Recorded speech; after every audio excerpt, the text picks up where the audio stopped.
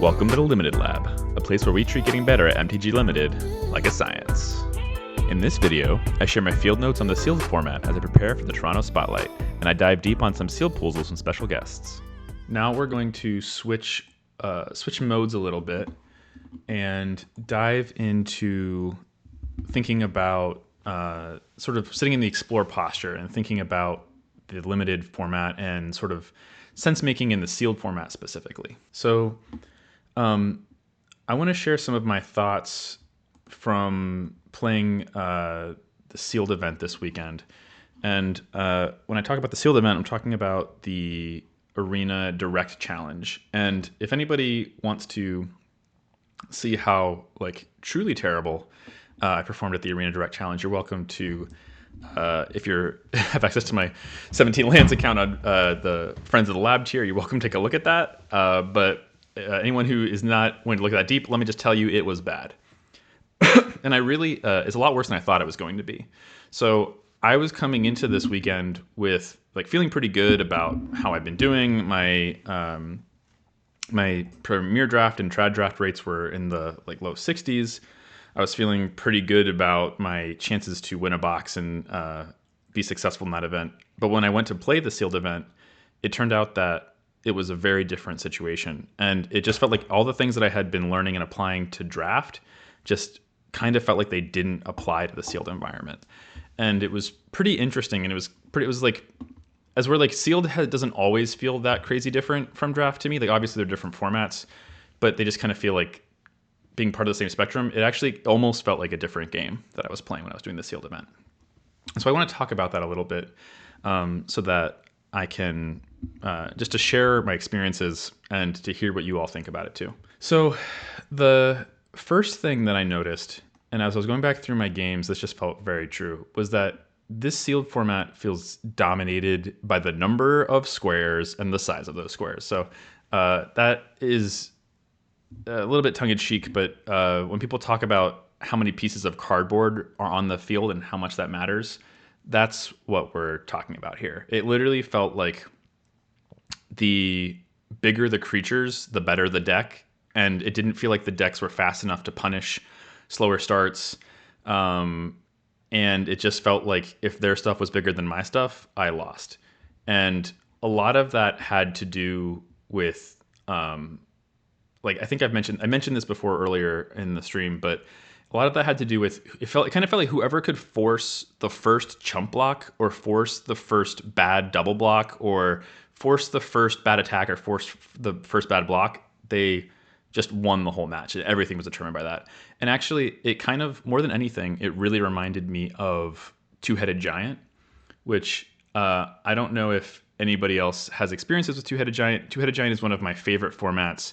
I love building two decks with my friends and playing a deck that usually gums up the board and it's a slower game, but it's really the teamwork part that I love the most. But those games typically board stall immediately and then are determined by whoever can turn the board stall into something that is in their favor, either with flyers and evasive creatures or by using removal at key moments to make a bad double block or whatever it is.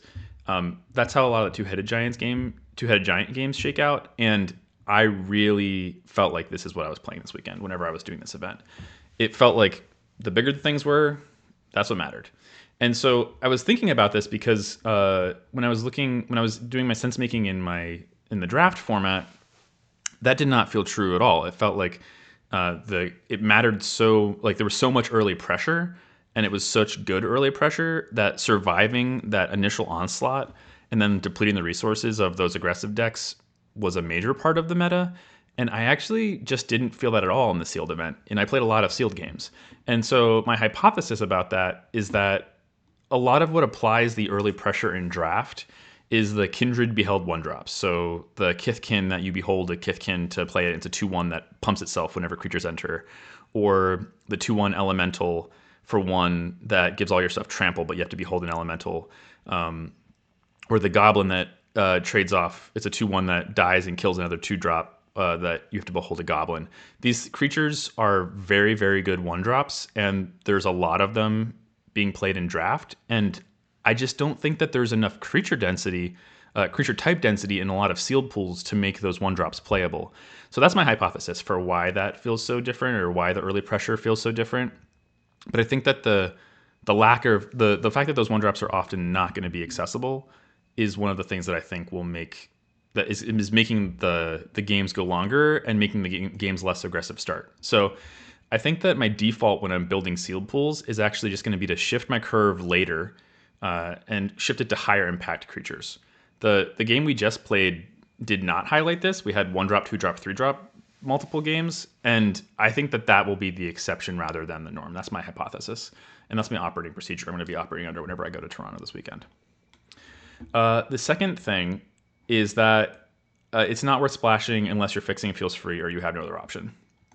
So I had a lot of decks that I thought were okay, but stumbling for one turn when they were attacking with big beefy creatures, trying to find my mana, just ended the whole thing. And the fixing is just not that good in this set. So I feel like I'm really going to try to lean into strong two-color decks with a splash, even if that is not my most powerful. Like, even if my most powerful cards are not in that deck, I think it's something that's hard for me because I like playing soup, but I don't think that most pools will actually support soup. And even the pools that do, the fixing is not free. It still costs 3 mana to get the changeling that fetches a land, or your lands come in tapped with Evolving Wilds, or you're playing the 3 mana ramp artifact. And I just don't think, I just don't think that it's free, even if your fixing is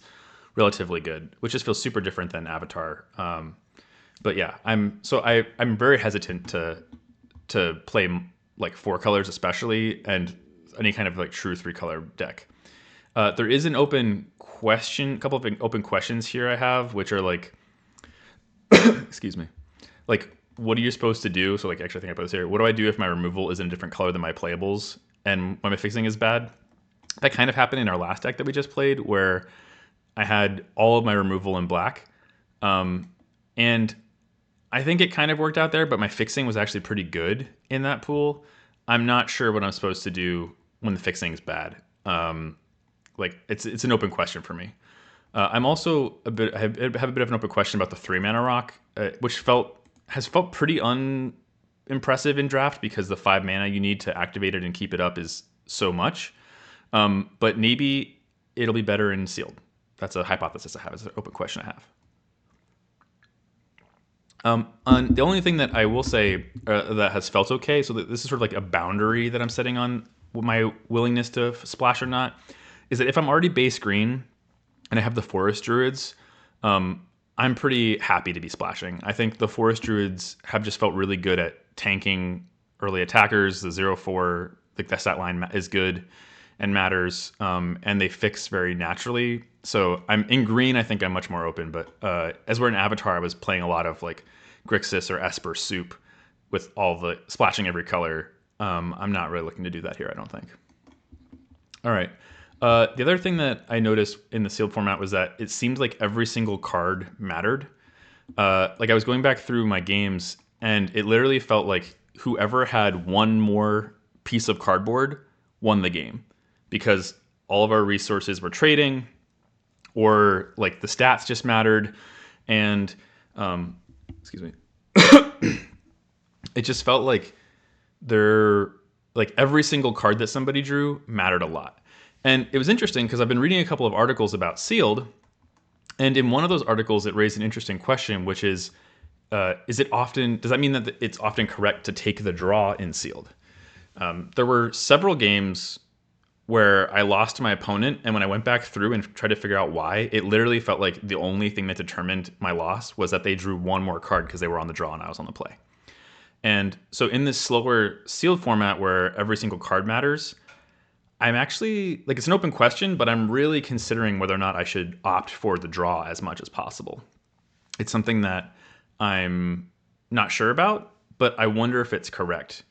And I think that I have a hypothesis that it might be correct, which goes in the face of modern Magic for me, where I feel like you just always want to be on the play. But I think that maybe that default isn't actually the right way to think about this. It's an open question that I would love to hear your thoughts about in the chat. So please drop those in and I'll review it in a minute. So then the other thing is like the other implication there with every single card searing like it matters is just mulliganing. And it's an open question about whether or not I should mulligan less aggressively to good hands and just keep mid but like playable hands just because the extra card matters so much in this sealed environment. So that's an open question I have too that I'd love to hear everyone's thoughts on. So then the next thought is about evasion. And it's interesting because when we talk about evasion, typically we're talking about flyers. And I'm like unsure about the flyers, right? I have a note here that's talking about how we're prioritizing flyers. And I have gotten into a bunch of situations where I thought that my 2/1 fairies that I play on turn 2 and attack with will be good, but then they drop the 3/4 reach creature and they have the 4/4 giant that has reach, and I can't attack through with those. And then once they start attacking, my 2/1 flyers are really, really bad at blocking, and so they just win in the board stall scenario. And that was happening to me a bunch.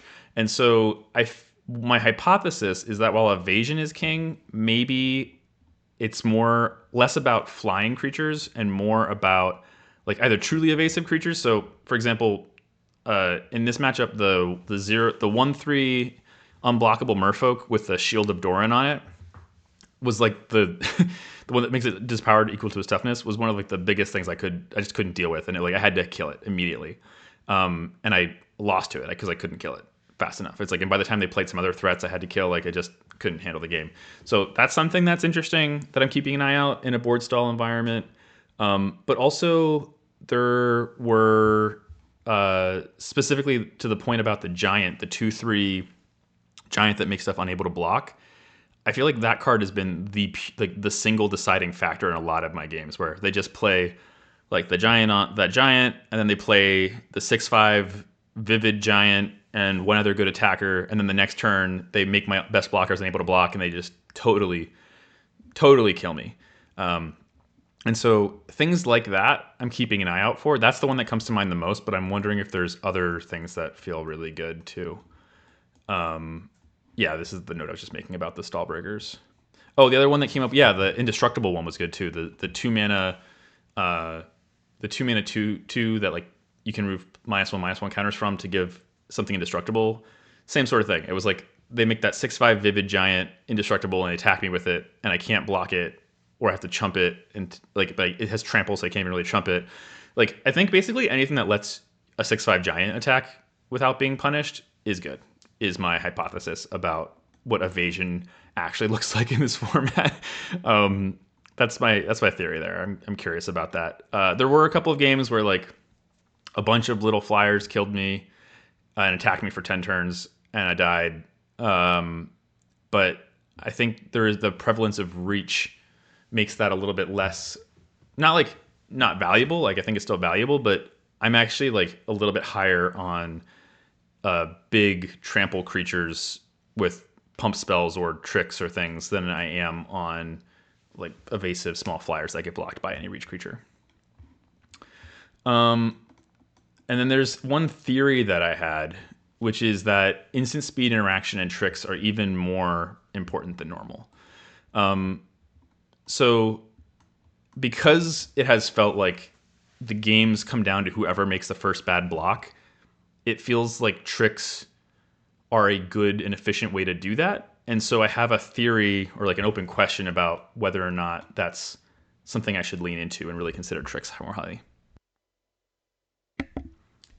All right. So that's sort of my overview of this, like my noticings in the explore posture in this explore mode, thinking about what are the working beliefs that I have and sort of what are the boundaries on those beliefs, where do they apply, where do they not. I would love to turn it over to chat for a second before we go into the next segment and just see what anyone has said about it, what they feel about it. I'm reading the chat, and it seems like no one in the chat has any strong feelings about the being on the play versus the draw, except for that apparently 0.55 win rate on the play in sealed. So that would be data in supporting it being sealed. Okay, yeah. So that was then it was raised in the chat about whether that was best of one stat, and it was best of three. It drops down to 0.51. And I feel like this is also one of those spaces where it's possible that if people are building good decks that take advantage of attrition, that like they're going to do better than your average person on the draw. It's just an interesting question. And something else that was sort of brought up by some of the articles I was reading about being on the play versus the draw is just how much better the draw is if your early defensive pressure takes the form of removal spells. So, for example, if you're on the play and your turn two plan is to use a removal spell to kill their thing, on the play, you get to turn two, you have removal spell mana, but they haven't had a chance to play their two drop yet. And so, the if you're on the draw instead and they play their two drop, then on your turn two, you get to kill their two drop with your removal spell. That tempo is way better for you on the draw. So I think that there's probably some higher level considerations about that too. Like, do you want to be using your removal early versus are you trying to play blockers early, or what your early game plan is probably factors into that also. So what we're gonna do now then is how I want to exist in this next space is I have asked some of my friends, Magic players I really respect, who I really value their opinion. I asked them to take a look at some of the sealed pools that I had created, and we each took a shot. I asked each of them to take a shot at building their ideal sealed deck. And so I'm gonna show the pools, or I'm gonna drop the pools in the chat, and then I'm gonna share each of the links to each of our builds. And my friends Michael and Tanner are going to come and talk about like what their position was for the sealed decks that they built, and then I'm going to share my build. And I'm actually not I did not do very well with this event, so I'm not sure my build's going to be very good. But now that I have all this sort of like these theories and this like data about the sealed event, I'm going to reevaluate all of the pools through that lens, and we're going to talk about. And I would like Michael and Tanner do that too, to look at like sort of through the lens of these working beliefs that I've established, and see like based on these beliefs, what is the best build and what would we want to go with. So just give me 1 second, and I'll have those two join me on video chat, and then we'll work through and see if we can get the audio to play through in a way that makes sense, and then we'll go from there.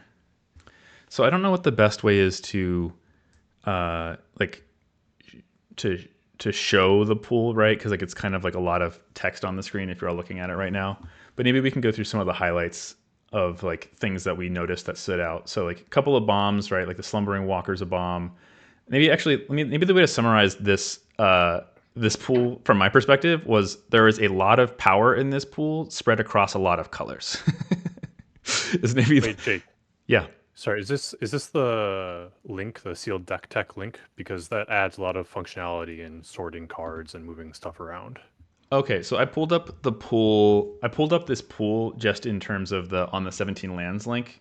Yeah, I'm saying you might want to follow your own link if All you're right, when sharing. let's try. Okay, yeah, we can try this.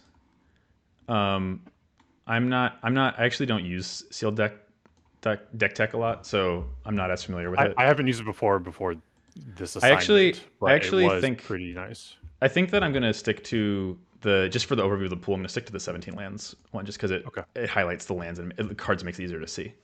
So I would summarize this pool as a lot of power split across a lot of different colors. We have some cards like the Slumbering Walker, which is obviously amazing. Kin Binding, which is insane.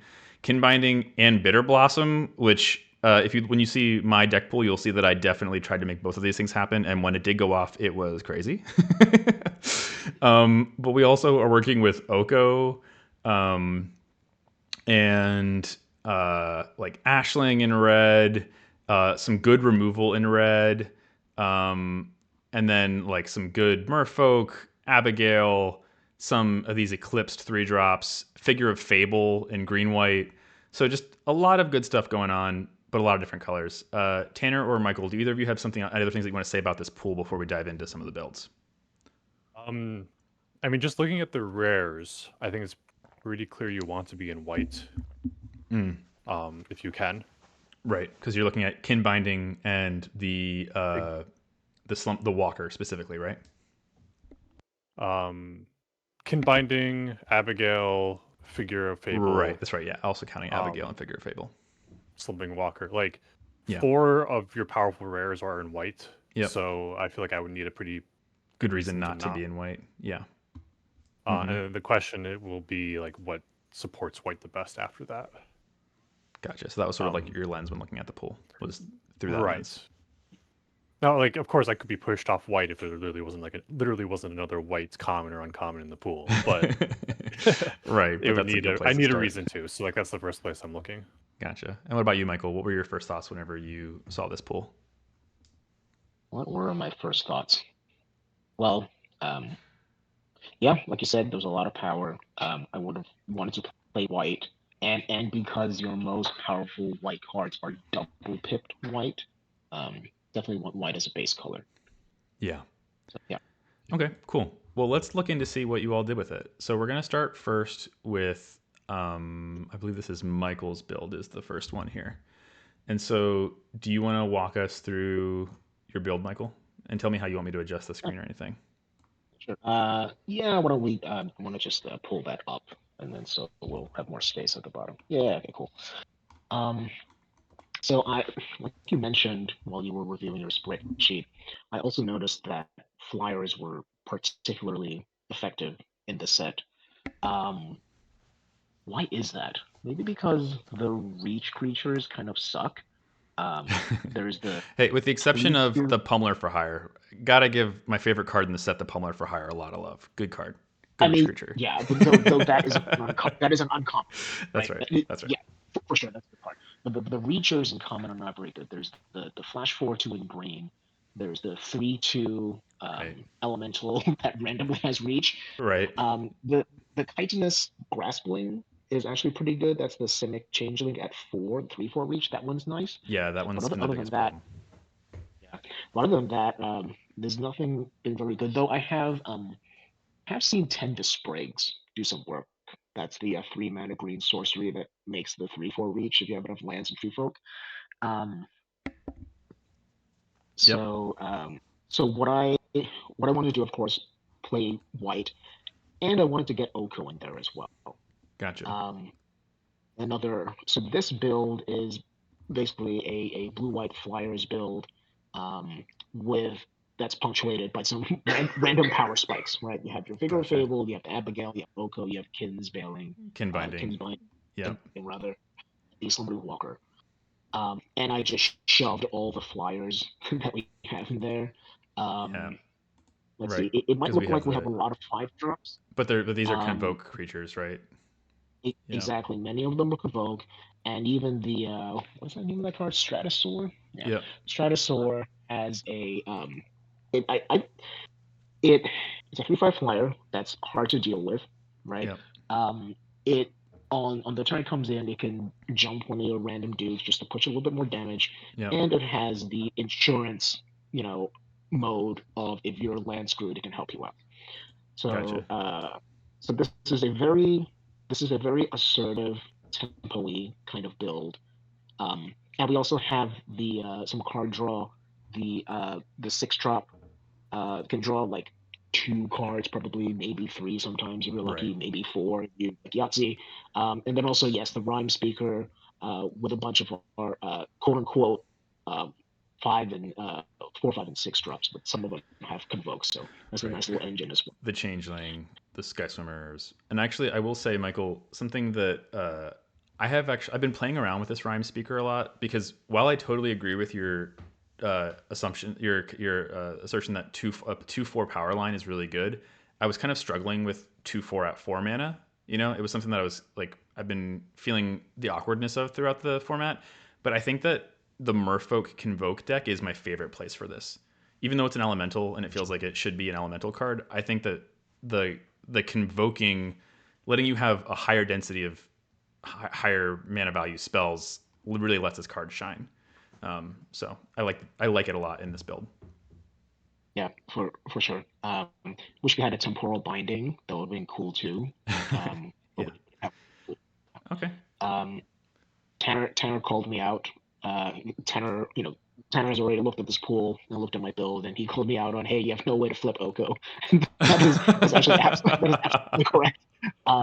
Actually, totally forgot to address that when I was building this. It like crossed my mind briefly, but I just forgot about it. But Yeah. uh, you know, it's actually I think it's fine even if we don't flip it. Um, Oko, the +1 ability, it it can really swing a race, Well, and let you get in with flyers. and the other thing that like while I still would definitely I would want to try to have a way to play to flip Oko if I could because the elk side is the thing that I care about the most of the time. I think that even if you don't have that, uh, your opponents don't know that, right? And Yeah, so like they're going to keep trying to kill Oko to their own disadvantage, and you might not value Oko as anything more than a distraction, but maybe that's enough because you're trying to win with flyers. So interesting. Obviously, I would prefer to have Oko be able to flip if I can, but it's actually not a. Uh, it's not. I would. There's situations where I would consider playing it even if I couldn't flip it. I think, just for that. yeah, yeah. I Stupid do think sexy. I'm a little lower on it if you can't flip it. Um, Definitely a little yeah, lower. Definitely yeah, at least a more little than the lower. lower. Like I think like even like a 2/3 that like when it gets tapped you loot, and I think I would just play that over an Yeah. unflippable Oko. Yeah, I think I probably would a lot of the Uh, time too. right, because But like you're mostly killing them in the air. right, So then the question becomes how much life does Oko save, and how much life do you need a 3 mana card to save you right. to like be worth playing? And I think you would just rather have a creature on the battlefield Well, that can enough. block Well, and trade. I think that one of here's the the things. play pattern with Oh, go ahead. Go ahead, right. Michael. It's if so a lot of the flyers in the set are small, right? 2/2s, 2/1s, etc., or even 1/3s. If you can shrink their power of their random flyers, then you can get in for an attack, right? You'll Mhm. bounce off with one flyer, but you get in with the other or other two if you have three flyers. So that's the play pattern. If they have something in the air, and if they have stuff on the ground, you can be blanking their stuff on the ground, right? I think Oko really helps you win a race. It's very tempo-y. Um, Yeah, this I guess deck wants I to guess be my sorry. question is like, would you play like a 1 mana -2 -0 enchantment? Now you can't move it around like you can with Oko, but it only costs 1 mana. And I think the answer would be you'd be pretty unexcited to play that card. So like, Yeah. does that card that now costs 3 mana that you can move around later? Is that? Right, and I don't want to spend us go down too far down this rabbit hole because I Oh think yeah. I'm sorry. Michael didn't realize that he could flip this or couldn't flip this, and so obviously I think we're all in agreement that being able to flip Oko is better, and maybe it's worth considering how to build the deck to Yeah, be able to do that. Not to derail you, Tanner. I actually think that that's an interesting line of conversation, but I just don't want to go Yeah, too yeah. far down that rabbit hole. And I actually think to I, your point, it might be like in the pool like one of these 3 drops might have actually just been more effective than an unflippable Oko. And actually, when I'm talking about your pool specifically, Michael, something that's coming up to me, like when I'm looking at this pool, I actually didn't even consider this pool when I was looking at it. Like I didn't even consider thinking about a 2-color flyer based deck, and I actually really like it. My only concern is that a lot of my games, and of course I was in best of one too, right, this weekend, and I think that that's not a very good way for like side because so much power comes from the sideboard, and we were just talking about. But I feel like it would be pretty easy to get into a situation where even though your creatures are more evasive, they're just outscaled in size, and so like your opponent's just attacking with a bunch of like beefy green creatures, and you can't actually go fast enough to like clock them, and then you end up having to leave your flyers back to bad blocks. It's just something that like I would be concerned about. And to that point, maybe something like the 2/4 on the ground actually like is like would actually be pretty good. Oko also serves that purpose, obviously, but it's just something that I would be looking out to as like a failure mode that I would want to be thinking about in sideboarding. You know. for sure. Um, okay, cool. Thank you, Michael, for sharing. I actually am really grateful you shared this deck because it didn't even occur to me because I am greedier than you. Right. So let's go to Tanner Now, next, and then we'll jump into my greedy build. What were you gonna say? now hold on. I am also a greedy boy. I know I did share with you like sort of a green soupy deck, Uh but huh. I don't think that's better than this one. Well, So we'll look at all of our pools, then we'll see which one we think is better overall. yeah. All right. So, oh, this is just a sealed deck tech. Let's pull up Tanner's build. All right. So, Tanner, why don't you tell us about your build for the pool? Yeah. So I built this build without looking at Michael's build first. So when completely blind, just my own biases affecting this. And like I said earlier, I really wanted to play white for like the rare and power mentioned. So I was looking for the colors that best paired with white. And like I would have loved to be able to play Bitter Blossom, especially once I saw we had the 2 Marrow Sky Swimmers. But the rest of black, it felt like didn't really do anything except for like 2 removal spells. Like it didn't have any weight to it. Yeah. Especially in the creature department. So, and with Sky Swimmer, it's a great card, but it's one of those cards that like if you make the effort to make it really good, it's really good. So I was looking for a deck that could do that more. So the 2 Moon Vigil Adherents, the Thought Weft Lieutenant, those kind of pulled me into the green direction. And then the only problem with green and white is they don't really have any removal. Yeah. So if you look at the spells, I brought in some combat tricks. Yep. To help fix that. Yep. I mean, to like act as like poor man's removal, especially in an assertive deck, that can work pretty well. Yeah.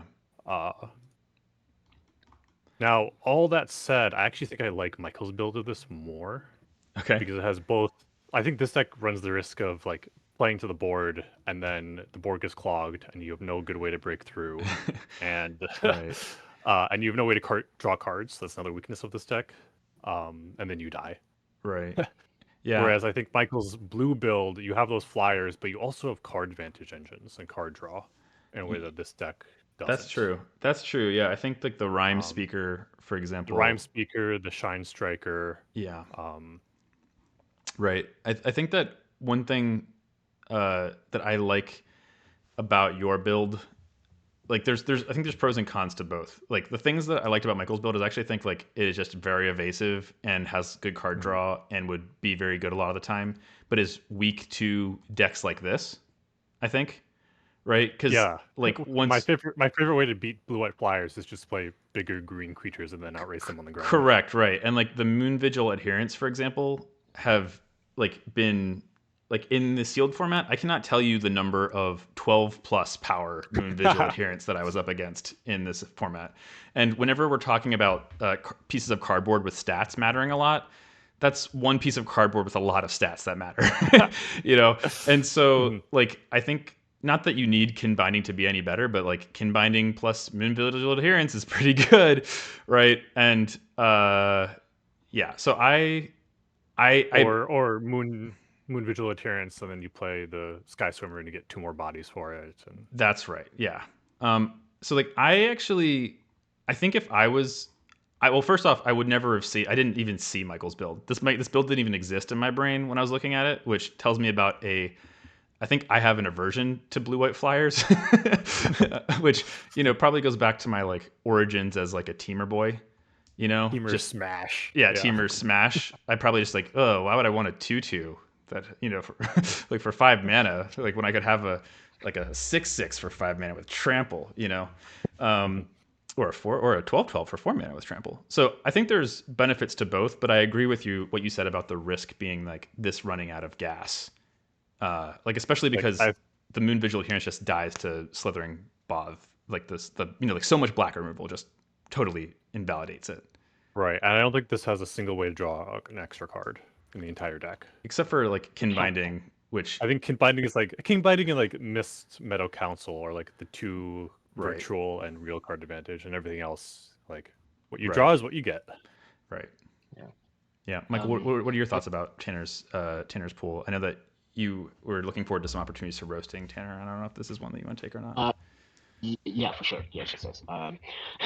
So my concern with the adherence, like I love this card. Like I love the Moon Vigil Adherence. But my concern with that card in this build is I think there is literally no self mill here, right? So if you Yahtzee into 2-drop, 3-drop, of which you only have 1, 2-drop, 3-drop, 4-drop, then it's just a 4 mana 3/3. Right. Right. And so that is my concern with adherence in a deck without any self mill. Yeah, and I think Yeah, so that that this card would be. I think like the way that I would hope that this would play out would be that like the Mist Meadow Council is my 4-drop, right? Or my like Marrow Swimmer is my 4-drop, and then this is my like double spell on 6 play or something, right? Or how I would envision playing it would be like play the adherence on turn 4, and then turn 5 you play this guy swimmer. Now it's a five Right, and five, now and it's a you five attack five as that a you're 5/5. attacking with. Yeah, that's But a good point. I definitely see your criticism. I think it's totally fair. Yeah, mm, because yeah, it's very uh, different than like the green black elves build where you play this on 4 and it's already a 6/6, right? right. So definitely valid there. Yeah. Okay. And All right. and Yeah. What else? another thing What else do you have to to say about it? another thing to consider is that uh so one of the tenets in those articles we were reading from JED, the great JED, it's talking about how sealed mana bases and even just limited mana bases in general are bad. Right. So a double pipped card on 4, it's there's a good chance you can't actually cast it on 4, Right. right? Let's actually pull up the yeah, keep talking, Michael. I'm gonna pull up the article that gives the I found the table, you know. Oh, the Fat Carson table. Oh yeah, Yeah. I have that table bookmarked. um, so yeah, and then yeah, and even the sky swimmers, like you need white, 2 white sources. You need a white creature in the plains, Mhm. and we don't have that many cheap white so permanents. so like here just for anyone in the chat that's not sure what we're talking about this article. How many mana sources do you need to consistently cast your spells? Which I had never seen this before, and I will be using this a lot to inform my splash decisions because I lean towards 5-color soup slash like soupy splashy mana bases to begin with, but I want to do that more responsibly now. I still think it's the right thing to do a lot of the time, but I want to make sure I'm doing it responsibly. And I think that this table, which helps you understand how many mana sources you need to have a 90% chance of casting the thing on curve, is like a game changer. So we were looking at 2 color, right? Two green. So to be able to consistently with a 90% probability cast this on turn 4, you need 11 sources of that mana of green in your deck. That's 95%. Is it 95%? Yeah, there's a more full table that has all of the color Okay. combinations and mana costs. Okay, so 95%. 90% is like 10 sources, and then 9 Okay. sources because 85%. Gotcha. Okay. Oh wait, I just thought of another roast. Okay. You, you, didn't- I invite them, you didn't please. specify your lands in your No. build. Yeah. Not lazy there.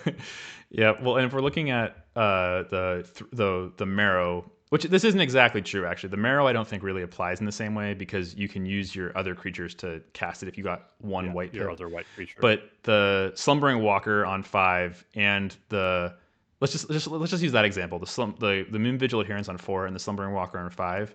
So you need to have to be able to do that with like confidence and consistency. You need to have 11 green sources in your deck and then 10 white sources in your deck, right? And I imagine that our mana base does not support both of those things, which I'm not saying means that you shouldn't do it. I don't think that means that you should like you have to take the risk. You got to risk it to get the biscuit sometimes, you know. But Yeah. just in terms of like our mana being good, our mana is not good for both of these things in this build, right? So, okay, cool. I love this. And actually, the last thing I'll say about this build before we move on, Tanner, is that I think my theory, untested necessarily, but is that we're talking about the tricks being good, right? Yeah. And I think that this is the sort of deck where I want to be playing tricks over removal. You know, like I want things that make a small game, make them make a bad double block, and then for very efficient mana, I can push a lot of damage with my trample creatures that blow out their double block. You know, so I actually kind of like that plan. I don't know if I would agree with tricks over removal. Well, sure. If we have good but- cost-effective removal, I'm for it. But like in the pool that we have, I actually think it works well. I guess is what I'm trying to say. Yes. I think this deck, like, if you don't have any removal, I think this is a very good type of deck to build if you're trying to replace your removal with combat tricks. Right, but like I think that there's some removal that I would actually side out for. Like I think in this deck I probably play River Guard's reflexes over like the 4 damage to a tapped creature or to store enchantment removal maybe. Like I'm not sure if that's 100% right, but that's like something that I would consider for sure. Just because it's like it doesn't help me push damage, right? Like I would want my removal to be able to help me push damage. Right. Is what I'm trying to say, I guess. And I think that combat tricks are a good way of doing that. All right. So now let's look at Jake's build. And that tone of voice. Hey, and you're all welcome to roast me, but just notably, this build went 6-2 in best of 1. Okay, this was my best run, and if it tells you the fact that my best run did not result in me winning a box, that should tell you how the rest of the run went. But this is that deductive or inductive reasoning? I think it's deductive. Yeah, you can use deductive reasoning. So this was my build, and I wanted to play all the good stuff in all the colors, and so I did. And the way that I looked at this was I had like just so much powerful good stuff. So Bitter Blossom, really good removal in black. Lots of like card advantage positive cards. Oko in blue. The 2 Feed the Flames in red. The Rhyme Speaker in blue. I probably shouldn't have played this Adherence. I'm going to go back and say that was a bad choice because it's the double green probably here. But we can circle back to that. But then we have the Council, the Slumbering Walker, the Kinbinding, and the Shine Streaker. And so this is one of my favorite. If I'm gonna splash, this is how I want to do it, which is I was base green, and I had 2 green spells that splashed me, and I played both of the cores, right? And I sort of went for every card in my deck produces value, and I'm gonna win that way. Is like the way that I thought about this. And so like there's every single card that I'm playing here is a banger, and with maybe the exception of I think the Adherence is a banger, but like I'm still that's probably the one that looking back on it that I would like consider being something else. Like actually even probably just this Pummeler would have been better than the Adherence in this deck. But I don't know. I'm a little unsure about that because I actually do have a lot of sources, right? So if we're looking at my green sources, I had 9, 10, 11 green sources. And then if you're counting me having green sources, and then for everything else, I have an additional 1, 2, 3, 4 sources. So I had like 8 sources of red, 6 sources of white, 5 sources of blue and black. And that felt reasonable enough to me to risk it for the biscuit on the power of the cards. I'm not sure, looking back at it, this Flamekin might have been a little bit crazy to try to play. Again, I'm still not sure about the Adherence, but anyway, this is my build. I'm just seeing your guys' builds, and so I haven't decided how I feel about whether I would go with yours or mine. But I liked this build a lot. It actually felt very consistent because of the fixing that came from green and being base green, even though I actually am not playing that many green cards. And sorry to interrupt, Jake. Yeah. Just like a viewing thing, but don't wave your cursor over all the cards. Oh, sure. It makes them all pop up, and it's very distracting. Gotcha. Unless you want to specifically highlight something. Gotcha. Sorry for everyone that's watching my brain spiral through all the cards. But yeah, so that's the main thing I wanted to say was just that I went for use green to play the most powerful cards in all the colors, make a soup build. And I think it worked out pretty well. I'm obviously the only one that has any data behind it, so I can skew this and say it went 6-2, which was pretty good. But like even without that, I think I would consider a deck like this again. I'm not sure if it is the one that I would go with now that I've seen both of your builds, but what are your 2 reactions to this build? Would you like to go first, Tanner? Yeah, so I'm inherently a bit more of a conservative deck builder, often to my detriment, I think, honestly, where I over hedge into a losing record, where I sacrifice too much power, where the consistency is no longer worth it. There might be some merit here. I don't know. It's hard for me to evaluate this deck. Fair enough. I think Did you do like a hypergeometric calculator on the Eclipse Flamekin and how often you would hit? I did not do that.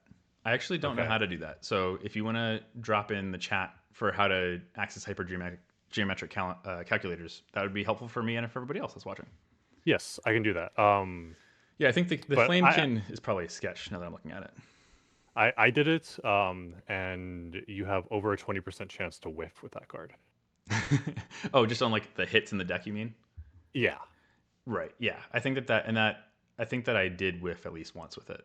Though it does grab some good cards, like it grabs the Shine Shrieker and the Ryan Speaker and even just the cores. But yeah, and the Yeah, Ashland. I think if you're building like a kind of crazy deck like this, I do think some hypergeometric calculations, like Cool. just to see like what it takes to hit your mana sources for certain cards. Gotcha. Yeah, Too. I'm excited to see. I'm excited to try that out because that's a tool I haven't used.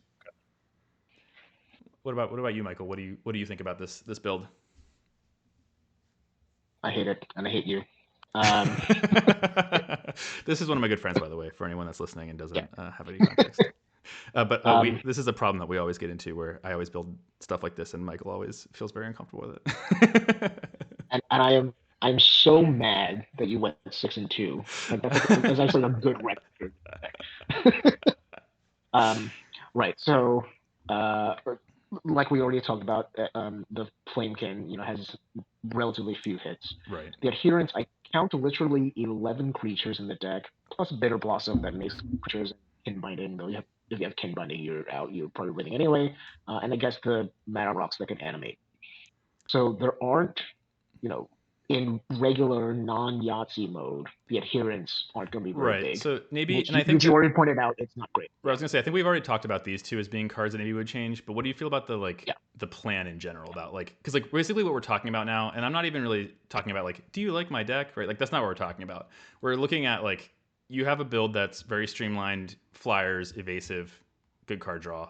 Tanner has a build that plays to the board, like leverages the creatures for advanced stats on board, and my build uh, skews towards value, trying to make sure every single card is itself very powerful and uses some slots on fixing to make sure that can happen, right? So I guess like how do you feel about this approach? Not necessarily talking about just these two cards, which we would probably trade out for something else. Oh, don't worry. That was just the intro. Oh, okay, sorry. I mean, I love me a soup deck, right? I love me. I want to fit in all the power I can. I don't think this was a good approach to a soup deck. Like we're calling ourselves base green just because we have 9 forests, but this is not a base green deck. Right? For your good soup deck to function, you need a base of 1 or 2 colors, right? Which means that most of your early cards are of those colors. And then you stack on top a bunch of fixing and a bunch of powerful cards that you're grabbing from the other colors. Here we have Figure of Fable and then the Druid and Tend to Sprigs, and that's all we got in the 1, 2, or 3 slot for green, which we're claiming to be a base color, but I don't think it is, right? Um, and this deck I think it looks to me like it's just going to be very inconsistent, and that's yeah. I love me a soup deck, but this is not the one for me. That's interesting. Yeah, it's interesting because like I think that our pool was a little awkward in the way that its fixing was present or rather not present, right? Like we didn't have besides the cores, which like let you splash for one color. We didn't have um, too much. We didn't have like evolving wilds or any of that. So or like the changelings that let you fetch lands. So I wonder. I kind of went back and forth about whether I should even be green, right? Like, is it just better? Even if I'm gonna do a super approach, like, should I just do 4 colors minus green? But the thing that I kept coming back to was just that these two fixers felt important enough to do that, and like if I had the green mana and I had these two fixtures, that gave me enough pips to play everything else. Which I agree, like saying it base green, really all this is saying is like making sure we always have access to green so that we can play the green fixing, so that we can fix for everything else.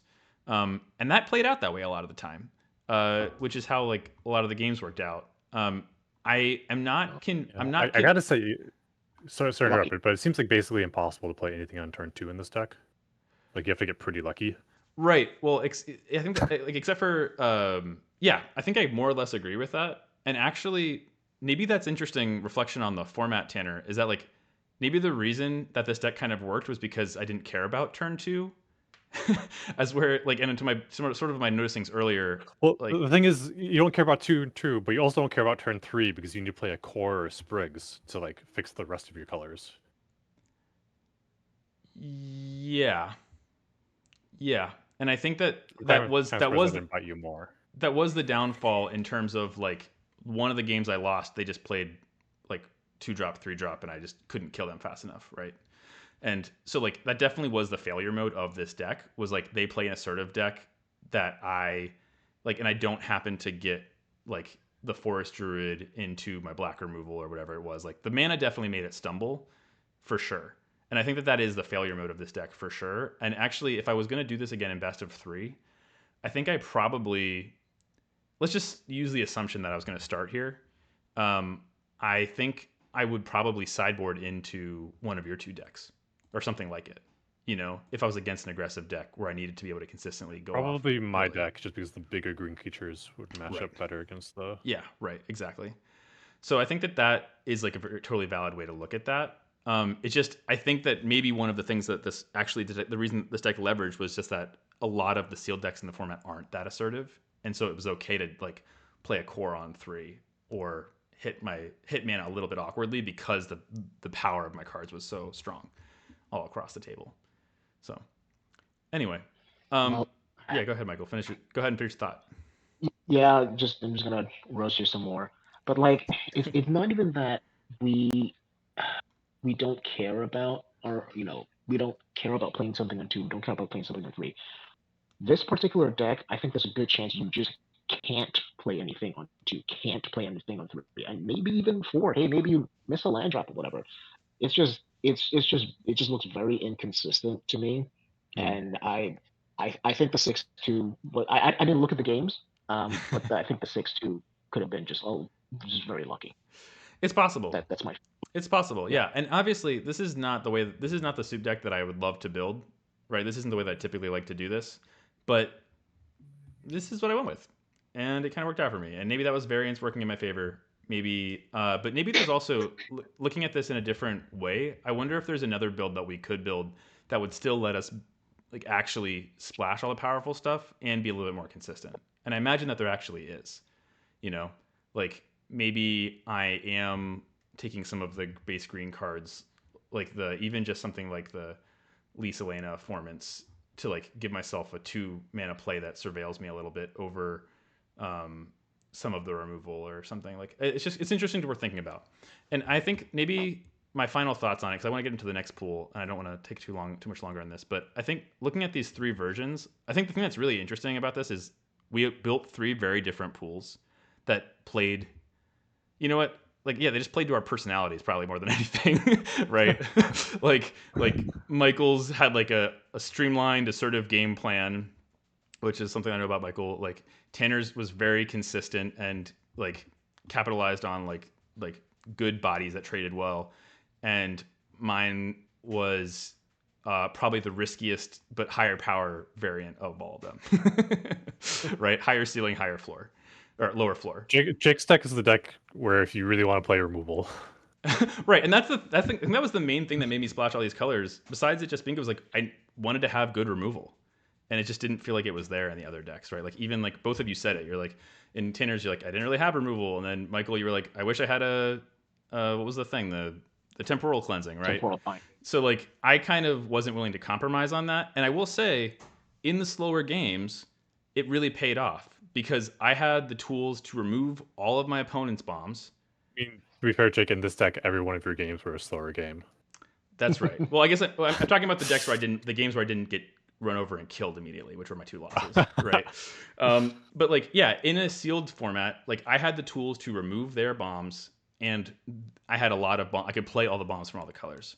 And while I think that this is maybe the way to think, maybe the takeaway from this is not necessarily thinking about these specific pools, but just I think that for a bomb deck that wants to go long, to really go long, it needs to have a lot of bombs in this format because I think that the like the value, like just looking at Moon Vigil Adherence, like some of the stats on some of these creatures will just end the game if you don't have a lot of like removal for those creatures, and you don't have bombs that are going to win the late game out over your opponents, because there's a lot of bombs in the format too.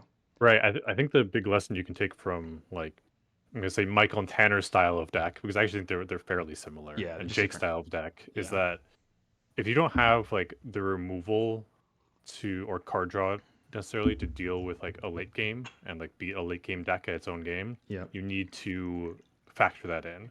Right. And that's sort of like in taking both our cases was like being assertive with flyers or big creatures backed up by combat tricks. right. Yeah. But you need to think that way. Yeah, 100%. Yeah, and you need to be able to close the game out, right? And yeah, I think that's really good takeaways. And I'm not sure which of these decks I think I would play again. I think if it was me, obviously, like I lean towards this. I would probably try to reframe. Sorry, I'll stop viewing over the cards.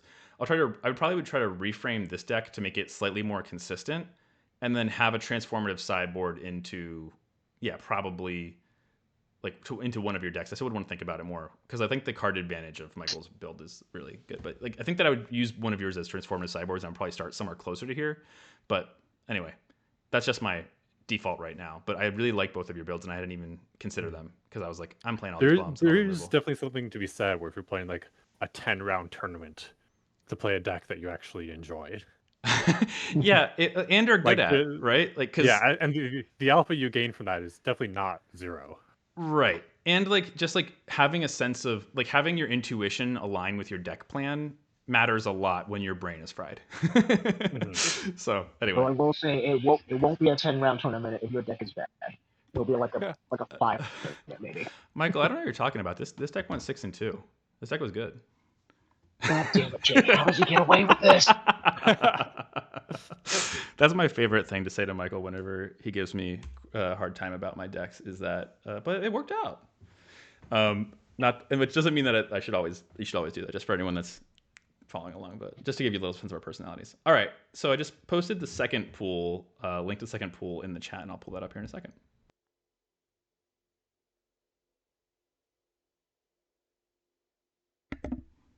All right, so this is the second pool. And do either of you have something like strong that you want to say about it? Because I'm happy to let one of you talk about it first. Just the first thing that jumped out to me was like the 3 Wildvine Pummelers. Yeah. And it's kind of hard to look at that. It's like, is there something you can do with this? Right. Right. Yeah, I feel that too. Yeah, I think I saw these and I was like, oh man, that is tempting. But honestly, I think I'm less experienced with this format than you or Michael, so I wasn't confident how good they actually were. Well, and I will say too, I think that how good these are changes pretty dramatically from sealed to draft. Because I have tried playing these in draft decks, and they have not impressed me very much. Versus in sealed, they have felt like the best card that has been played against me. Where like we're just talking about stats, cardboard things with stats and evasion on them in the form of trample and reach, right? Like, and that like it just felt like they play this and they somehow make it hard for me to block this, and then I lose the game. I just felt like so many of my games that I lost. All right, so then let's look at Michael's first. Michael going first twice in a row. You know what? I can let Tanner go first. I just figured I'd keep with the consistency. All right, let's let Tanner go first. I'll be on the draw. That's fine. Yeah. Yeah, and being on the draw might be right. Yeah. So the other thing that I guess actually we should say before we just like dive into this, looking at this pool, is I think that there's like the powerful cards in this pool, like empty, like there's a lot of powerful cards in this pool that there's a lot of duplicates. Like 3 Chaos Spewers is interesting. Also, I'm not sure if it's good, but it was interesting. So the rares were Sig's Command, Emptiness, Reaping Willow, which I sometimes count as a rare. Or like it can be very good. Taster of Wares was a rare. Moon Shadow was the mythic, and then we had a couple of counter spells, and then some like very mid cards. I think in a lot of, it's like spread out across a lot of colors. Okay. Mhm. Yeah. So now we'll go to Tanner's build. Yeah. So naturally, like I said, I saw the 3 Wildvine Pummelers, but I also felt like there's just like a generically good deck in this pool. Yeah. That even if I was wanting to build the Wildvine Pummeler deck, I think I wanted to try building that deck first. Hmm. So at least I would have like a baseline, like a conservative, just play the good cards baseline to compare To compare the Pummeler whatever to. Wildvine madness I came up with. Right. And this is the like black green splashing a little bit of white for some removal with the Pyrrhic Strike. Yeah. Because this is like a slower deck. It has like some loop, some recursion, and I felt like I needed a little bit more removal Mm-hmm. than what I had. And between the Great Forest Hermit, I didn't feel like I was that far off. Like I didn't think it would be that expensive. Interesting. Okay. Uh, I think. and then also like having white also lets you like get the double value on the emptiness. Right. Yeah. Which is interesting. I've been kind of going back and forth about these mythic elementals, and like how worth it they are if you can only hit one side of them. You know. I think it And depends on the elemental and depends on the side. I think it really does too. Yeah. Emptiness is one where I kind of would be like happy, like depending on the deck, I think I would actually be happy with even just evoking either side of it, you know, at some, like if that was something I had to do. I like it. I think it's stronger in that way, but yeah, it's worth it. Having the option is not bad. Yeah. So I ended up with this, and then I couldn't find a way to like play the vivids in a way that didn't feel like I was cutting too much power and consistency. Gotcha. And this deck felt good enough at doing like the generic removal value attrition thing that I think a lot of decks in the format will do. It felt good enough at that I didn't feel the need to try to metagame the format with anything weird or right. Now that could be wrong. I have a known bias for playing more conservative decks. my first thoughts when I'm looking at this, there's a couple things that stand out to me. Like one, I'm wondering about Morkin size, which I really liked. I just wonder how much you're gonna be able to cash in. Like you don't have that many elves, I guess is what I'm wondering.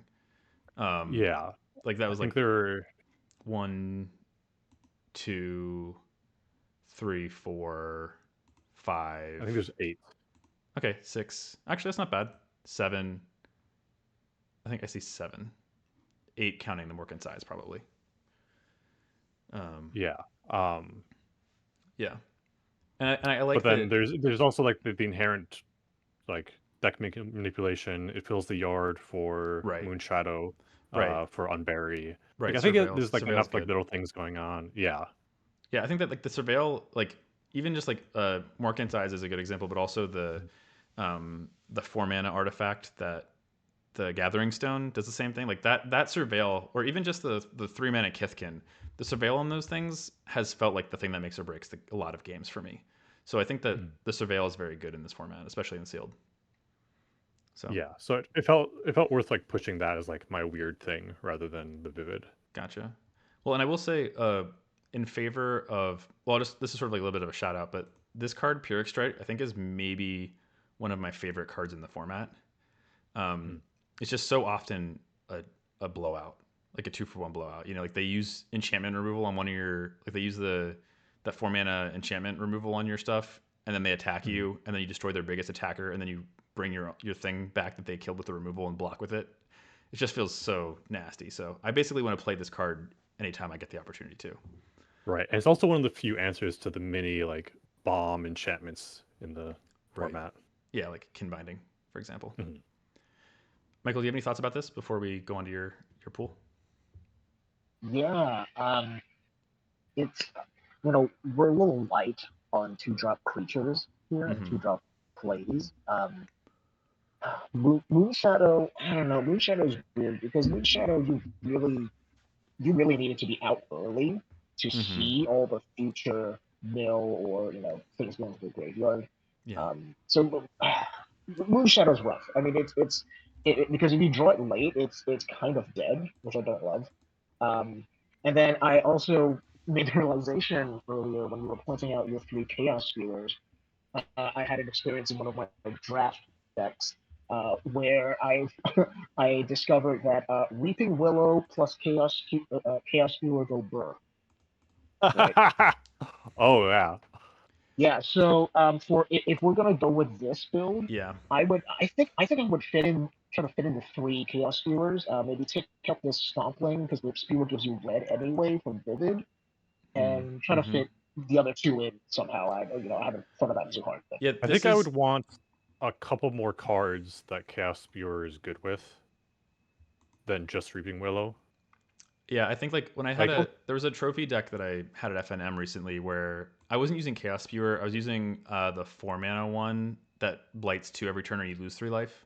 Do you know what I'm talking about? There's a 4-mana 6/6 goblin. I was doing that and I had both Reaping Willow and the 3-mana, the Moonlit Lamenter, the 3-mana 2/5 that you can draw cards by removing counters, right? And with both of those things, that 4/4 felt just insane. And I imagine that the Chaos Spewers might fit a similar role. But yeah, I think to your point, Tanner, I like having a few more ways to take advantage of the counters for the Spewers. Unless you can put 1 on the Great Forest Druid. That's not too bad. Right. Turn your 04 into a 02. Right. Yeah. There's actually another thing here that that is a good synergy. I just totally missed on. There's another synergy here. I don't know if it's a synergy, but it's a card that I have been undervaluing that I think that maybe we should consider in this build, which is maybe just Darkness Descents. I'm curious about it. There's a lot of 2 toughness creatures in the format, and a lot of big things. Like I'm not actually 100% sure how I feel about it, but it is one of the few sweepers in the format, and I like your deck feels like it could deal with that better than most people's because it just brings the stuff back that dies, Yeah. And so I would maybe consider it. Don't love it in this deck because all your 3-drops literally have 2 toughness here. Yeah. Yeah. But I would have liked to fit in the Prideful Feastling, the black-white changeling there. I think that's a really good card. Interesting. I think I'm a little lower on it, but yeah, I am too. I could be convinced pretty easily. I'm pretty low on it. I've been pretty low on it just generally. It hasn't seemed like it's it hasn't seemed like it meaningfully impactful for me unless I'm using it to do synergy stuff with the changeling. Then it's like not the worst. But I don't know. I haven't been that high on it, but I would be interested to hear more about that. But for time's sake, let's jump into your sealed deck if you're okay with that. Yeah. So the link that you posted for mine, I think it's actually my old build that Tanner roasted earlier, and after some feedback, I was like, yeah, I totally changed my build. So I posted the new link. Okay. Gotcha. I got it now. I see. I see. You get to change your deck based on feedback, but I have to go with my first draft. Hey, you could have done it too, man. I wasn't gonna stop you. Well, yeah. But just to touch on my old deck. So my old deck was a green-blue split base, splashing for black. After Tanner's feedback, I realized that I shouldn't be playing blue. I should be switching it out for white. Yeah, exactly. So this was my previous build. And this is your this is my new build, which is more of a base green splashing both black and white. So the base green is important for how many sources? I have 1, 2, 3, 4, 5, 6, 7, 8, 9, or 10, I think, forests in here. And it's truly a base green deck. Like we have a lot of early green plays and even late green plays. So that I think really helps with consistency.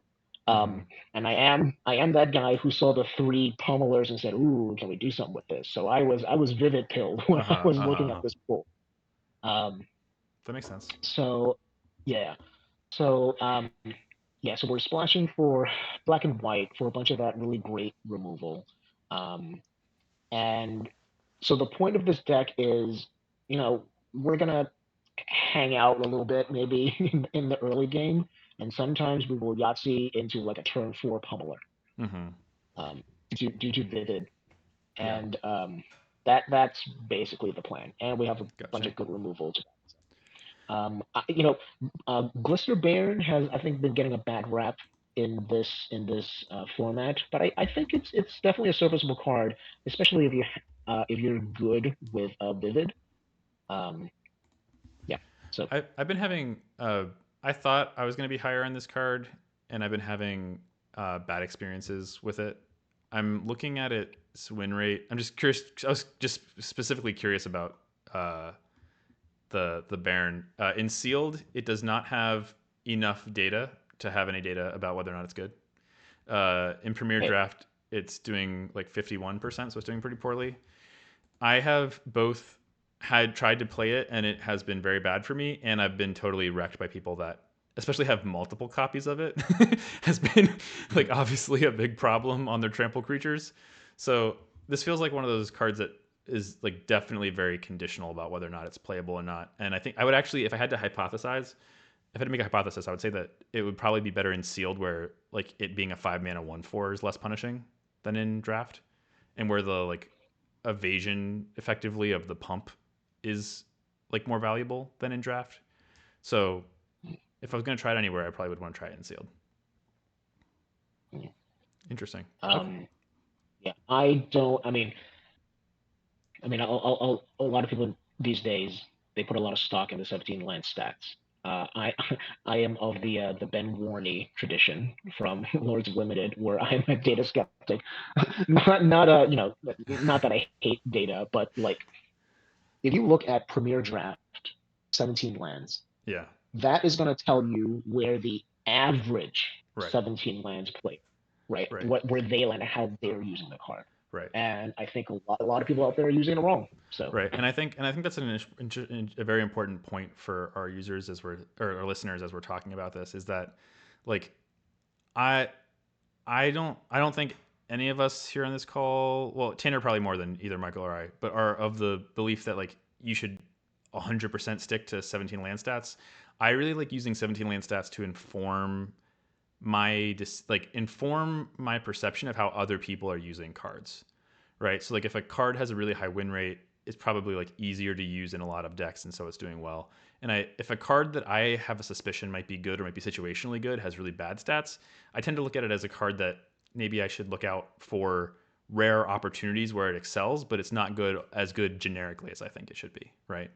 And I think Michael, you and I have talked about this a lot, but the I don't know, this card right here, Kindle the Inner Flame, is an example of one that has pretty terrible 17 land stats, but in the right deck can let you combo kill someone from full health. Um, oh yeah, oh my god, I will never be able to do this again. But I had a blue red elementals deck with two Kindles and two of the red champion, yeah, I think you shared and I that was deck with just me. comboing people out left and right. That Right. was like that was the greatest deck ever. Right. And I had a similar deck that had multiple copies of Kindle the Inner Flame and also had, but instead of using the champion that you had, I was using Prisma Basher. Right. Ah, nice. And so like I had a Gathering Stone that reduced the cost of all my elementals, including Kindle. And then I was making like 3 Prisma Bashers at haste that attacked in for like 25 damage or whatever, an insane amount of damage. So I think that that's an example of a card that in the right deck can be really powerful, but you shouldn't like. I had a good elemental deck where I just wasn't playing it because it didn't let me combo kill and I didn't think it produced enough value and the downside was too high. So Yeah. it's like that's like I think like Blister Baron. I'm curious to see if there are situations where it's better than it's playing for sure. All right, so let me show you all. Unless Tanner, did you have any reactions to Michael's deck, or did you want me to just jump into my build? Yeah, I think this is a pretty good version of the Vivid deck, but it's kind of an example of why I didn't pursue it. Mm. Because like I think you're just playing too many. I couldn't justify playing so many like relatively low quality cards with like Foraging Wicker Maw, the Feastling, the Chitinous Graspling. Yeah. I'm kind of agnostic about how good Glistening Barn is, especially in Sealed, because I feel like I don't have information to decide one way or another. But like, I didn't know if the power level from the 3 Wild Pummelers Right. made up for the power loss by playing all Right. those cards. And then Yeah. this is also just a much worse Morkant's Eye deck. You're playing fewer elves, Right. and you are not playing as many self-mill cards as my version. Right. And I think like Um, you'd be using the surveil version, the surveil feature as like one of the primary reasons to play it in this deck. For sure. Yeah.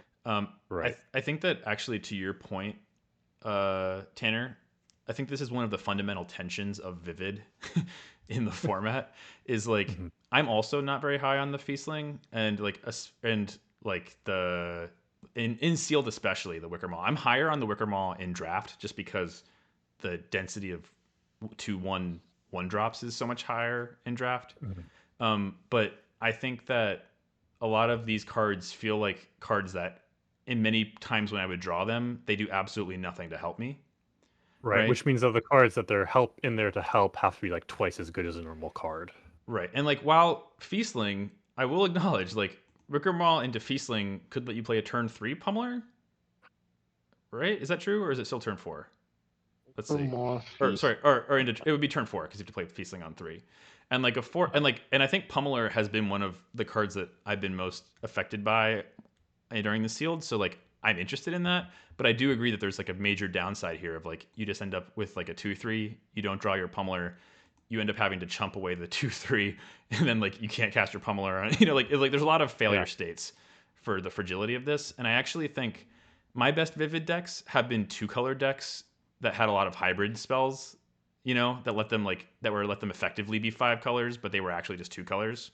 And I'm skeptical of Vivid in the format in general if it's not doing that, just because I think that it can be a little bit rough. But And yeah, that's what this deck mostly is. It's mostly like green black.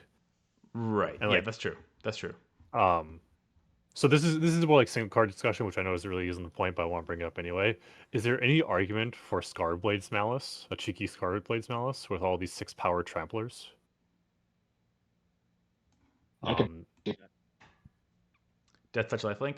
Oh yeah, Death Touch Lifelink instant. I actually, I think so. Yeah, I think that's like a way that you insta kill somebody. Right, you have Wildlife Pummeler and Prisma at Basher for 6-power tramplers. You have Yeah, 4 of them in like your none deck. of their chump blockers like matter, right? Because you give it Mhm. trample death touch. Yeah. Hey, that's a good looking out. I really like that. I like that a lot. Interesting. Okay, cool. All right, well, let me show you my deck. I don't even remember what I built. Oh, so it'll be a surprise to all of us. It'll be a surprise to all of us. Okay, I think I went Looks at like you went my direction. Abzan. I think so. Like, we all This ended up looks in very similar to my deck. like Abzan kind of, but yeah, I think I did go kind of your direction too, Tanner, with some like noticeable differences being I didn't go the elf route probably, Hmm. right? Is like I just didn't value the elf thing as much, and so I didn't prioritize elves as much. Um, this is a card that I'm the perfect intimidation. I've been like absolutely destroyed by, and so I wanted to try it out. Yeah, I'm I wasn't sure how to feel about that card either. But being the Yeah, conservative deck builder I am, I didn't play it. yeah. yeah. I've liked this card. Of course, it would be best if you somehow can use both of those. Although removing counters is sometimes a If bad only thing. there was a way to remove the counters from Moonshadow. Oh, Yeah. I think that was the other reason I played it. I was like, not that I was going to come up. It didn't come up ever. I lost and died before it ever had the chance to come up. But Moonshadow like is like a hedge case for perfect intimidation, I guess. Um, and like putting a bunch of counters on Reaping Willow. Oh, it's just removing them. Never mind. You don't want to do that. Yeah, I'm not sure. I think I went more your direction though, Tanner, where I was like, yeah, let's build something that's like a more generically good. But I actually wonder, looking at the pool, I wonder if there was an opportunity to try to cash in on like because actually now that I guess like here's what I would say. So here's the pool that I built. It didn't do very well. I went 2-2, right? Um, pilot skill, definitely not deck type. No, I'm just messing with you. It's just because your deck looks very similar to mine. Yeah. I think one of the things that I would now having done the format and how played in the format so much, I think I would try to find a way to get these pummelers in here. but I don't think I would necessarily try to find a way to like turbo out the pummelers. I think I would just be pretty happy to play these for like 5, you know, because they were just the stats on them mattered so much. So I wonder if I was to go back and do this again, I don't think I would play any of the decks that we built. I think I would play a hybrid. I think I would play a hybrid where I put the pummelers in. I didn't play cards that I thought were low impact to get them out faster, but I did like look to hybrid cards that applied pressure. You know, because like I even wonder, like we're going back to these chaos spewers. These cards can be really strong if you're blighting onto something you don't care about. You know, like if we're blighting onto the forest druid and then we just have a 3 mana, we go 2 like or the wicker maw, like turn 2 wicker maw, turn 3 chaos spewer 5/4. Like I mean, you wouldn't be playing Wicker Maw, right? If that's your plan, not to play low correct impact cards. That's true. That actually is true. I probably would not be playing that, but I actually wonder if there's like a red. Like I wonder if I'm specifically I don't know I'd want to look at it again, but I wonder if there's like leveraging like the scrounger and maybe the glutton to put as a thing to put these on. I wonder if there's an opportunity here to play the pummeler in a way that is more of like a mid-range plan, less of a turbo plan, and still just applies a lot of pressure.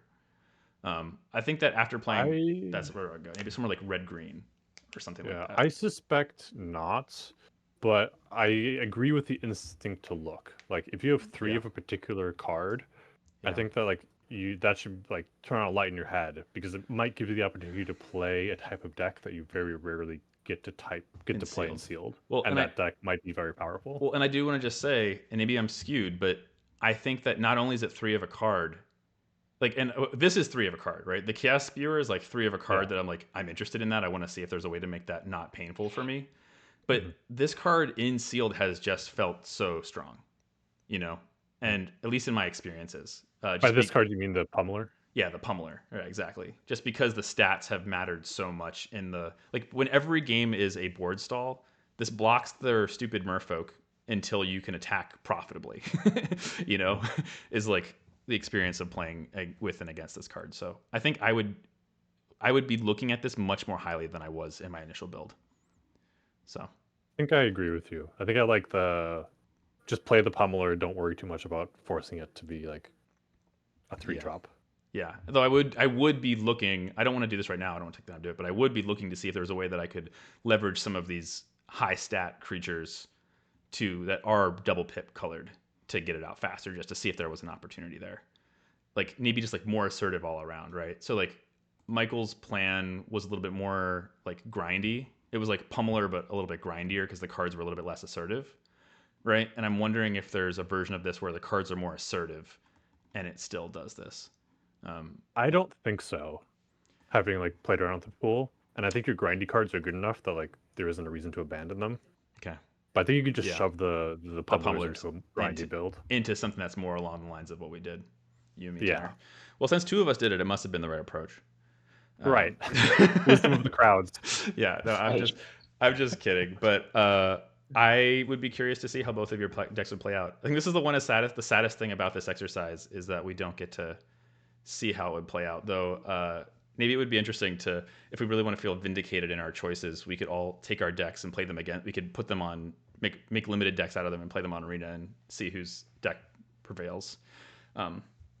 Would be maybe a fun ego exercise for us to be able to gloat about next time you start a sealed league. I don't know how much longer those last, but you get your pool, you export it to each of us, and then we each build a deck from it, and we take turns cycling through it.